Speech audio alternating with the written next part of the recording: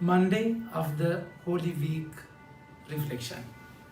My dear friends, are you ready to waste your life for Jesus without sparing anything? Then you are in the right track. It's beautiful today what happened in Bethany. Bethany is about 11 kilometers away from Jerusalem. Whenever we find the Lord wanted to go to Jerusalem, he used to stay at Martha's place. Lazarus was her brother and Mary was her sister. So it was a very comfortable place for Jesus. And they looked after him very well. And we find how Martha invited him and how Lazarus was healed, Lazarus was given life after death. And Bethany was a place today, just before the Passion.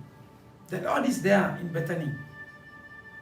And as usual, Martha served, and Lazarus was one of those reclining with him at the table. Mary therefore took a pound of expensive ointment.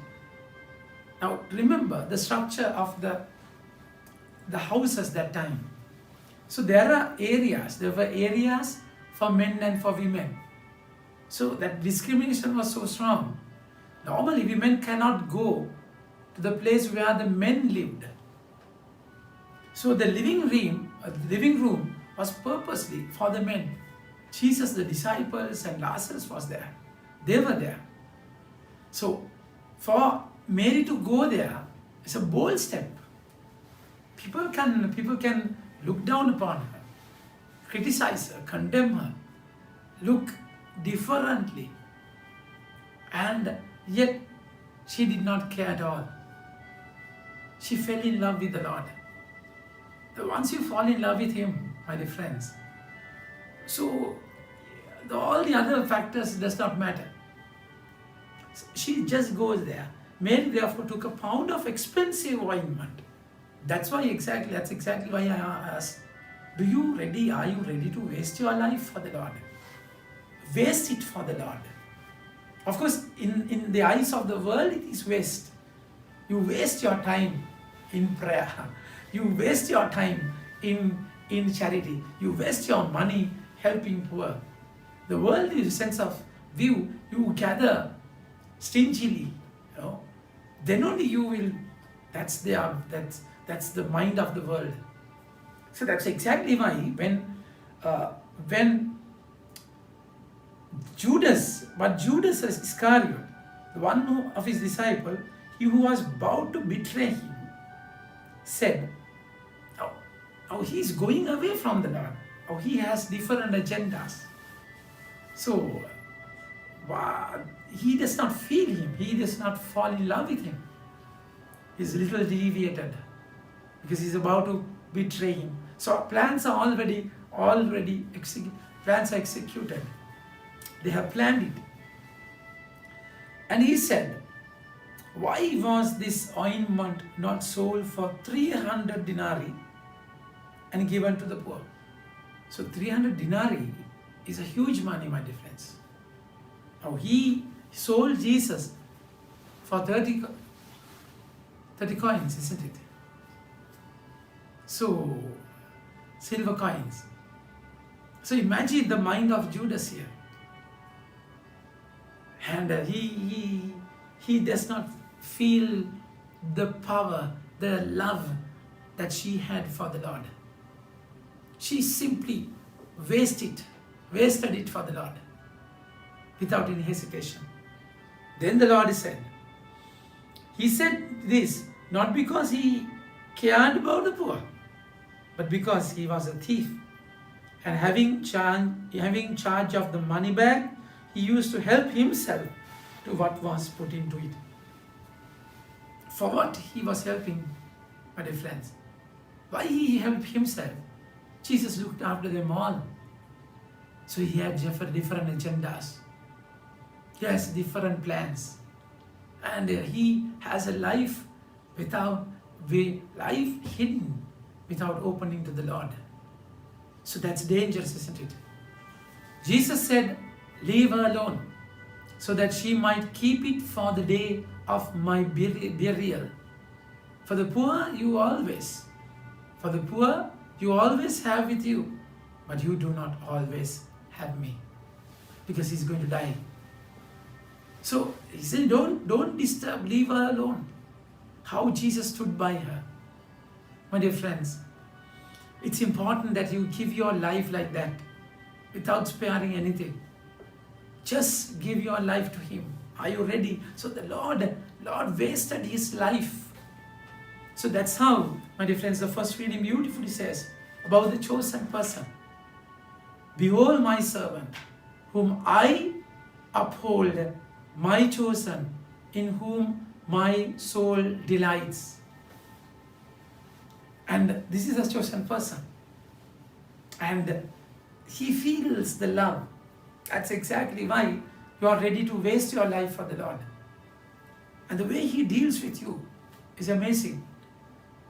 So Mary, maybe she's a sinner, and we don't know. Some say she's Magdalene, Mary Magdalene, and there are a few arguments about it. So, but then how the Lord dealt with her. Chosen one, in whom my soul delights, I have put my spirit upon him. He will bring forth justice to the nations. He will not cry aloud or lift up his voice or make it heard in the street. He bruised a reed, he will not break. A bruised reed he will not break. And a faintly burning wick he will not quench. So he is there to enkindle you, not to break you further. No. If you're broken, if you're fatigued, tired, he's there. He deals with your weakness carefully, lovingly. So allow him to touch you. How Mary opened that bottle. So some contexts they say she broke open it. He broke it, and she broke it and wasted it completely. And my dear friends, so if you can remember, when she was at the foot of the Lord, Martha complained in Luke chapter 10, verse 34 onwards. Martha complained and said, Lord, haven't you seen that my sister is just waiting without helping me? The Lord said, she has chosen the right thing. It won't be taken away. She was at the feet of the Lord. And here, even she's at the feet of the Lord. She has opened her hair. Normally a woman opens the hair before the husband only. So she has completely surrendered her life, loved him so much. She wanted to always do something for him. My dear friend, it was never enough, because that's how he loves us, without breaking us further. He deals with our weakness carefully. He will not grow faint or be discouraged till he has established justice in the earth. That's the chosen one. That's my Lord's nature. So he's never tired of you. You can be like another Judas, who has your own plans, who never open yourself up.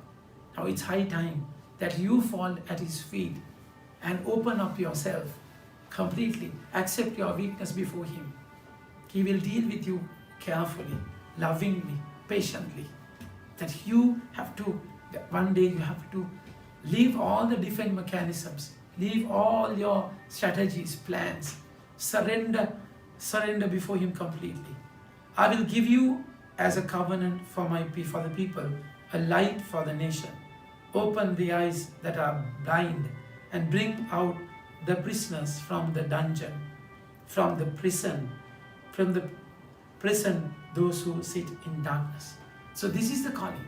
That's how Jesus became a light to Mary. And he was ready, he was there for Judas too. Though he was not open, though he was not ready. That's up to you to choose him as your master, or leave him and be on your own. Be the master for yourself, my dear friends. Amen. May God bless you.